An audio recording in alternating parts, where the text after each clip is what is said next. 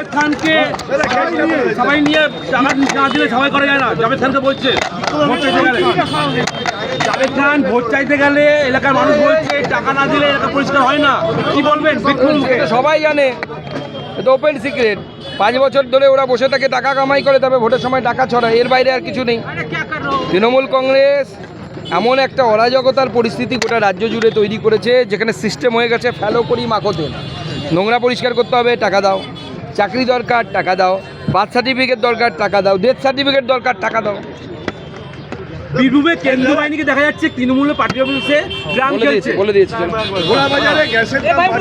এখন কালোবাজারি সম্ভাবনা প্রচণ্ডভাবে বাড়ছে, সেই জন্য রাজ্য সরকারগুলোকে অত্যন্ত সজাগ হতে হবে। এই জন্যই মাননীয় প্রধানমন্ত্রী সমস্ত রাজ্যের মুখ্যমন্ত্রীদেরকে নিয়ে বৈঠক করেছেন। আমাদের রাজ্য বাড়ছিল কারণ এখানে নির্বাচন আছে, তো স্বাভাবিকভাবে এখানকার মুখ্যমন্ত্রী ছিলেন না, থাকলেও উনি পার্টিসিপেট করতেন না। এই গ্যাসের কালোবাজারি যেন না হয়, পেট্রোপণ্যের